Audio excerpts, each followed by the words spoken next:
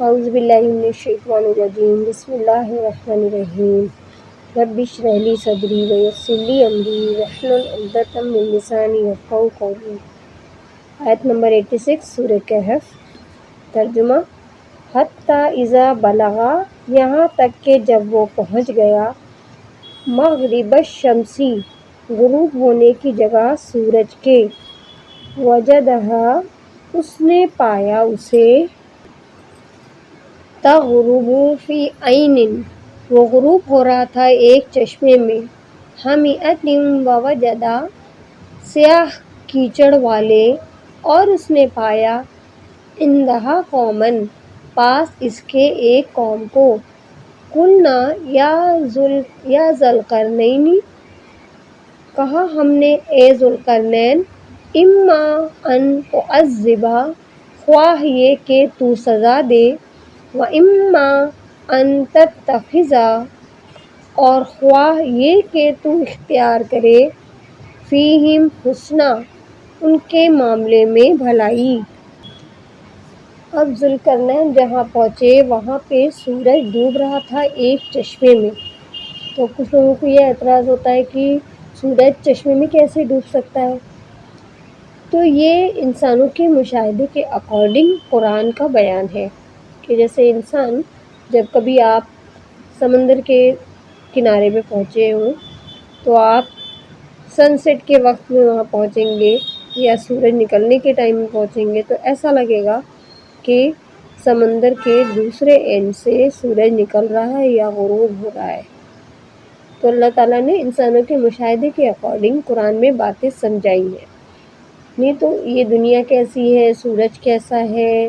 اور یونیورس کیسا ہے، اس کا سارا علم تو صرف اللہ کے لیے ہی خاص ہے۔ تو ہمیں تو جو باتیں دکھائی دیتی ہیں، جیسی سمجھ میں آتی ہیں، تو اللہ تعالیٰ نے اسی انداز میں قرآن کو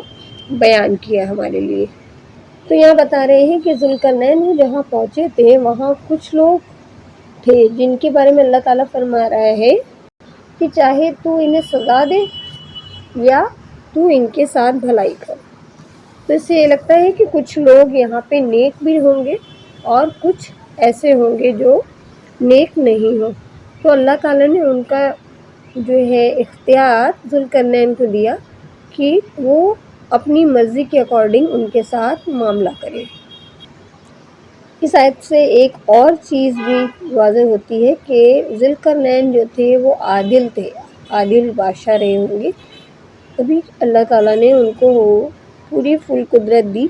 کہ آپ ان کو دیکھ کے معاملہ کریں، چاہے نیکی کریں ان کے ساتھ یا انہیں سزا دیں۔ آیت نمبر 87 اس کا ترجمہ دیکھتے ہیں۔ قال اما، اس نے کہا رہا وہ، من ظلم، جس نے ظلم کیا، فسوف، تو ان قریب، نعذبہ، ہم سزا دیں گے اسے، ثم یرد، پھر وہ لوٹایا جائے گا، الی ربہ، طرف اپنے رب کے، فیعذبہ، تو وہ عذاب دے گا اسے، عذابا نکرا، عذاب سخت۔ ذوالقرنین نے اللہ تعالیٰ کے اختیار کا کیا جواب دیا کہ جو بھی ظالم ہوگا، جو لوگوں کا حق مارتا ہوگا، اللہ کا حق مارتا ہوگا، تو ہم بھی اسے سزا دیں گے، اور اس سزا کے بعد جب وہ اپنے رب کی طرف پلٹے گا تو اللہ تعالیٰ بھی اسے سخت عذاب دے گا، عذابا نکرا، بہت ہی سخت عذاب کے لیے آتا ہے عذابا نکرا۔ آیت نمبر 88 وَأَمَّا مَنْ، اور رہا وہ جو، آمن وعامل، ایمان لایا اور اس نے عمل کیے، صالحا، نیک، فَلَهُ، تو اس کے لیے، جزاء الحسنی، جزا ہے اچھی، وَسَنَقُولُ، اور ان قریب ہم کہیں گے، لَهُ، اسے، من امرنا، اپنے کام میں سے، یسرا، آسان۔ اب اس آیت میں وہ ذوالقرنین فرما رہے ہیں کہ جو پہلے ایمان لائے اور ایمان لانے کے بعد نیک اعمال بھی کرے، یعنی مومنوں کی بات کر رہے ہیں کہ مومن ایمان لانے کے بعد جو نیک عمل کریں گے تو آبویسلی اس کے لیے اللہ کی طرف سے بھی بہتر بدلہ ہے، تو اس کے لیے ہے نیک جزا۔ اور دنیا میں ہم کیا آسانی دیں گے؟ ہم دنیا میں بھی آسان کام دیں گے، یعنی آخرت کا بدلہ تو ہے ہی اللہ تعالیٰ کی طرف سے، ہم دنیا میں بھی ایسے لوگوں کے ساتھ نیکی کا، آسانی کا معاملہ کریں گے۔ نیکسٹ ہے ثم اتبع سببا،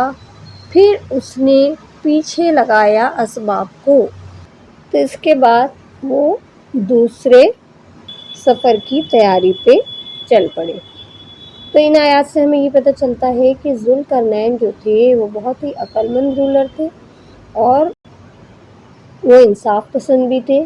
تو انہوں نے اس قوم کو دو کیٹیگری میں ڈیوائڈ کیا، ایک انصاف کرنے والے نیک لوگ ایمان لا کر نیک کام کرنے والے، اور دوسرے ظلم کرنے والے۔ تو انہوں نے کہا کہ ہم نیک لوگوں کو اچھا یا آسان کام دنیا میں دیں گے اور اللہ تعالیٰ کی طرف سے بہترین بدلہ ہے، اور ظالموں کو ہم سزا دیں گے اور اللہ تعالیٰ کی طرف سے بھی آخرت میں ان کے لیے شدید عذاب ہے۔ تو ہمیں یہ پتہ چلتا ہے کہ ذوالقرنین بہت ہی انصاف پسند تھے، نیک لوگوں کے لیے وہ نیکی کا معاملہ دنیا میں بھی کرتے تھے، اور جو ظالم تھے، سختی والے لوگ تھے، تو ان کے ساتھ دنیا میں بھی سختی کا معاملہ انہوں نے کیا، اور اس کے بعد وہ نیکسٹ سفر پر چل پڑے۔